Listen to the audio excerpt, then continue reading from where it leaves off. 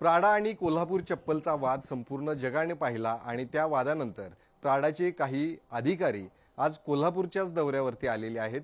जे कोल्हापुरी चप्पल त्यांनी कॉपी करून त्या ठिकाणी कुठल्याही पद्धतीचं कोल्हापूरला क्रेडिट न देता मिलान या फॅशन शो मध्ये वापरलं होतं आणि त्यानंतर संपूर्ण भारतभरातून टीकेची झोड उठली होती आणि या सगळ्या टीकेनंतर स्वतः प्राडानं आपण हे चप्पल महाराष्ट्र आणि भारतातल्या हस्तकलेपासूनच प्रेरित होऊन आम्ही बनवलं होतं अशी कबूल दिली आणि त्यानंतर आपण अधिक बैठकीसाठी तयार देखील आहे अशी कबूल दिल्यानंतर आज स्वतः प्राडाचे अनेक खरतर अधिकारी पदाधिकारी जे आहेत ते कोल्हापूरला आलेले आहेत।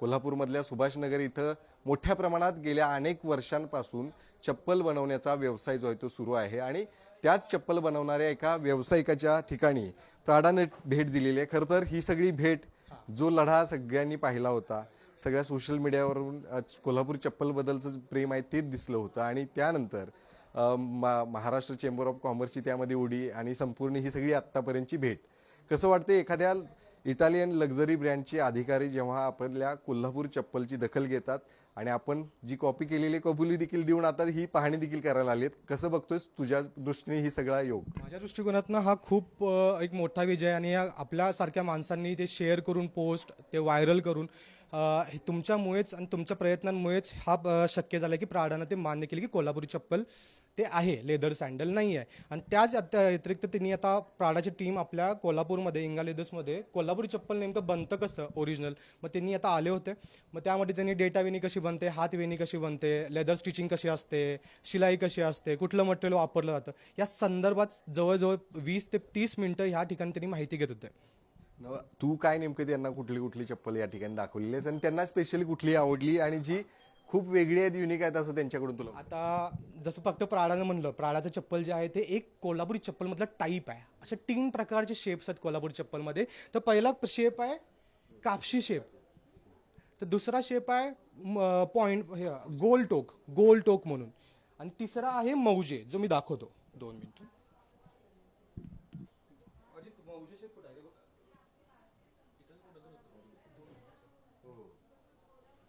चप्पल हलवली काय सगळी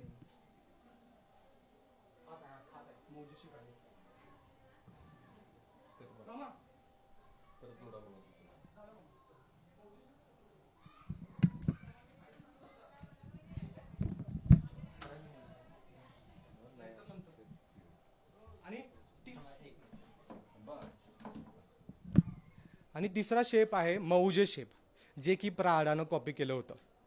तर ह्या शेप नंतर मेन म्हणजे कोल्हापुरी चप्पलमध्ये विविध प्रकार आहेत। तर पहिला प्रकार कुठला आहे? तर पहिला प्रकार आहे कापशी साधारणपणे हे असं दिसतं, मोठे कान, मोठा पट्टा, केसांसारख्या वेण्या, अंगठा, शिलाई, छाप, याला म्हणतो आपण कापशी। दुसरा मेन प्रकार आहे आपण बघतोय की खास कोल्हापुरी आहे, खास कोल्हापुरी। तर हे टाईप्स आहेत कोल्हापुरी चप्पलमध्ये, जसं नुसती साडी नसते, पैठणी असेल, नऊवारी असेल, सहावारी असेल, तसंच चप्पलमध्ये पहिला प्रकार कापशी, दुसरा आहे खास कोल्हापुरी। त्याचं वैशिष्ट्य म्हणजे हे जे कान छोटे असतात, सरळ हुबे कान, सरळ पट्टा, केसांसारख्या वेण्या, वरून आलेलं पान, पण 2 पान पाहिजे कधी पण खास कोल्हापुरीला। त्यानंतर अंगठा, पूर्ण घातलेली डेटा वेणी, ह्याला आपण म्हणतो खास कोल्हापुरी। तिसरा जो प्रकार आहे त्याला आपण म्हणतो भुईवाद। भुईवादमध्ये कसं असतं, बारीक कान, सरळ पट्टा, पट्ट्यावरती चिरलेल्या वाद्या, वरून आलेलं पान, 4 मणी, अर्धी घातलेली डेटा वेणी आणि चामडी किंवा दोरा शिलाई, ह्याला म्हणतो आपण भुईवादी। चौथा प्रकार आहे कुरुंदवाड प्रकार, त्याला कुरुंदवाडी असंही म्हणतात। हुबे कान, सरळ पट्टा, 4 मणी, तिरकीवादी, अर्धी घातलेली डेटा वेणी, छाप, मग छाप हे कुठल्याही आकाराचे असू शकतात, हे कुरुंदवाडी। आणि सगळ्यात महत्त्वाचं म्हणजे छत्रपती शाहू महाराज वापरायचे चप्पल ते हे 3 वेणी महाराजा, याला जहाज महाराजा पण म्हणतात। दुसरा आहे महाराजा पंचिंग, तिसरा आहे महाराजा टोकवाली आणि चौथा आहे महाराजा कापशी। बर, कापशीत पण पुढे प्रकार पडतात। कापशीमध्ये पुढा कापशी आहे, पुढ्या कापशीमध्ये पुढे प्रकार पडतात, 6 मुडी पुढा कापशी, बिनगोट 6 मुडी पुढा कापशी आणि गोटवाली 6 मुडी पुढा कापशी, जिथं बघू शकता तुम्ही। त्याच्यानंतर पुढा कापशीमध्ये पुढचा प्रकार म्हणजे गौफ कापशी एक येतो।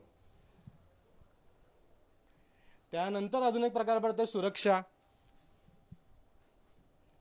त्याच्या पुढे येते अजून टोकवाली कापशी, मग विंचू नावाचं बी टाकलं तर आवाजवाली कापशी बनते, आणि नुसतं गोंडा आणि रिंगा लावला तर ती बनते गोंडा रिंगा कापशी। हे गोंडा आणि ह्या ज्या आहेत त्या रिंगा। तर हे सर्व असं प्रकार आहेत. नक्कीच खरं तर ही सगळे प्रकार बघितल्यानंतर ते देखील अवाक झाले असतील.